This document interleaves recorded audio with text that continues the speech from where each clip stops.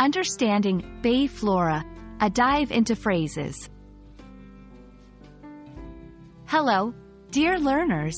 Today, we're going to discuss an intriguing combination of words, Bay Flora. Have you ever stumbled upon this phrase? Well, whether you have or haven't, by the end of this video, you'll have a clear understanding of what it means. So, let's dive in. When we talk about any phrase, it's a good idea to understand the individual words first. Bay. This is a body of water partially enclosed by land but with a wide mouth, affording access to the sea. Flora refers to the plants of a particular region, habitat, or geological period. When combined, bay flora would logically mean the plants that are found in or around a bay area.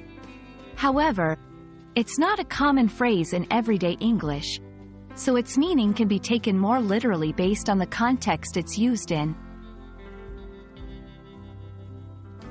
To grasp the context better, let's see how one might use bay flora in a sentence.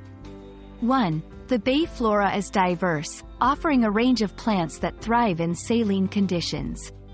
2. Researchers are studying the effects of pollution on the bay flora. 3. Tourists are often fascinated by the unique bay flora and the wildlife it supports. These sentences give us an idea of the settings in which one might come across or use the term.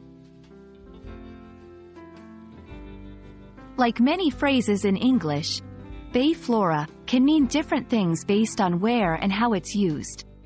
Context is key. If you're reading a scientific article about ecosystems, bay flora will most likely refer to the plant life in bay regions.